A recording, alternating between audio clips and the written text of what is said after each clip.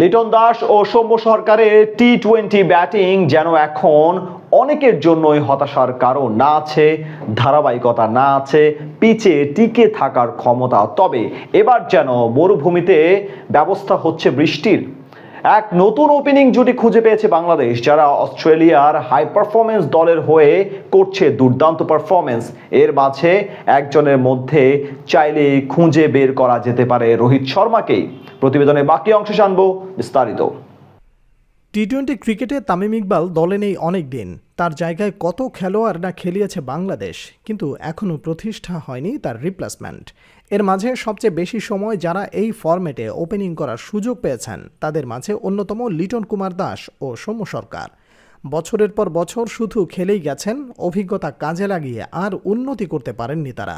এবারের বিশ্বকাপেও দলে ছিলেন এই দুই ওপেনার, তবে এবার যেন সত্যিকারের পরিবর্তন দরকার বাংলাদেশ দলে। তামিমের রিপ্লেসমেন্ট হিসেবে জুনিয়র তামিম বা তানজিদ তামিমকে খেলানো হয়েছে দুটি বিশ্বকাপ। যদিও আশানুরূপ পারফরমেন্স দেখাতে পারেননি তিনি, তবে তার মধ্যে যে ভালো কিছু করার যোগ্যতা রয়েছে সেটা সবাইকে দেখিয়েছেন তিনি। এবার তার সাথে যুক্ত হলেন আর এক উদীয়মান ক্রিকেটার। এই দুজনে রয়েছেন দারুণ ছন্দে। বাংলাদেশ হাই পারফরমেন্স বা এইচপি দল অবস্থান করছে অস্ট্রেলিয়ায়, যেখানে তারা খেলছে টপ অ্যান্ড সিরিজ, যেখানে বেশিরভাগ অস্ট্রেলিয়ান দল, যার মাঝে আছে বাংলাদেশও। সেখানেই যেন দুজন টি-20 তারকা খুঁজে পেল বাংলাদেশ, যারা আগামী কয়েক বছর ওপেনিং সামাল দিতে পারবেন দারুণভাবে। টুর্নামেন্টে নিজেদের দ্বিতীয় ম্যাচে বাংলাদেশ হাই পারফরমেন্স দল মাঠে নামে তাসমানিয়ার বিপক্ষে। সেখানে ওপেনিং করতে নামেন জিসান আলম ও তানজিদ হাসান তামিম। দুজনে মিলে দলকে এনে দেন উড়ন্ত সূচনা। একটু আলাদা করে বলতেই হয় জিসান আলমের কথা। কি সাবলীল তার শট, মনে করিয়ে দেয় ভারতীয় তারকা রোহিত শর্মাকেই। এরকম একজন ক্রিকেটারকে তো হন্যে হয়ে খুঁজছে বাংলাদেশ। বাঘের ঘরে যে বাঘ জন্মায় তার বড় প্রমাণ তিনি।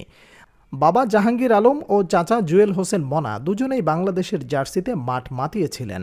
আর এক চাচা সোহেল হোসেন পাপ্পু জাতীয় দলে সুযোগ না পেলেও প্রথম শ্রেণীর ক্রিকেট খেলেছেন। এমন পরিবারের সন্তানের ক্রিকেটার না হয়ে উপায় আছে?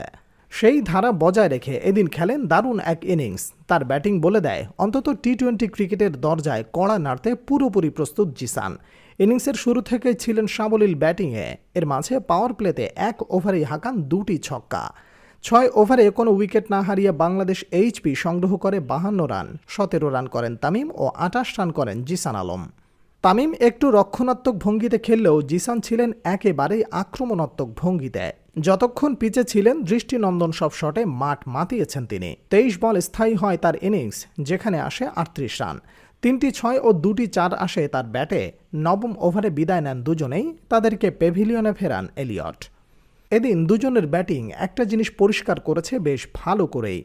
বাংলাদেশ দল যে এক নতুন জুটির সন্ধানে আছে, যারা টি-20 ক্রিকেট খেলতে পারবে সাবলীল ভঙ্গিমায়, সেটার জন্য পুরোপুরি প্রস্তুত জিসান আলম ও তানজিদ হাসান তামিম।